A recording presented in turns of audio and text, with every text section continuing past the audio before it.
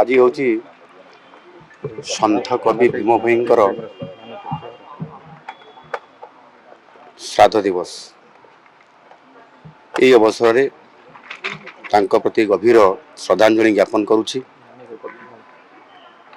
ସନ୍ଥ କବି ଭୀମ ଭୋଇ କେବଳ ଜଣେ ମହାନ କବି ବା ସନ୍ଥ ନଥିଲେ, ସେ ଥିଲେ ମାନବତା, କରୁଣା ଏବଂ ସାମାଜିକ ନ୍ୟାୟର ଶକ୍ତିଶାଳୀ ସ୍ୱର। ଅତ୍ୟନ୍ତ ସରଳ ଓ ସାବଳୀଳ ଭାଷାରେ ଭଜନ ଓ ଚଉତିଶା ମାଧ୍ୟମରେ ସେ ମାନବତା, ସରଳତା ଓ ସାମାଜିକ ସମାନତାର ବାର୍ତ୍ତା ସେ ଦେଉଥିଲେ। ସେ ଦିବ୍ୟାଙ୍ଗ ଥିଲେ ସତ, ଦେଖିପାରୁନଥିଲେ, କିନ୍ତୁ ତାଙ୍କ ଦେଖାଇବା ରାସ୍ତା, ତାଙ୍କ ମୁଖ ନିଃସୃତ ବାଣୀ ଆଜି କୋଟି କୋଟି ଲୋକଙ୍କୁ ଆଜି ମାର୍ଗଦର୍ଶନ ପ୍ରଦାନ କରୁଅଛି। ସେ ଜୀବଜଗତର ଦୁଃଖରେ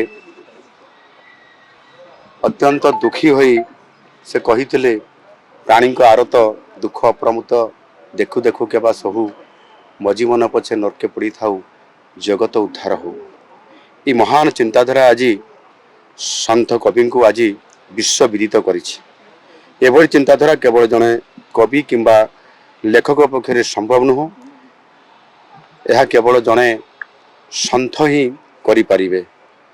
ଅନ୍ଧ ହୋଇ ମଧ୍ୟ ତାଙ୍କର ଜ୍ଞାନ ଓ ଭକ୍ତିଭାବ ସାରା ଓଡ଼ିଆ ସାହିତ୍ୟକୁ ସମୃଦ୍ଧି କରିବା ସହିତ ସାରା ବିଶ୍ୱକୁ ସମୃଦ୍ଧ କରିପାରିଛି।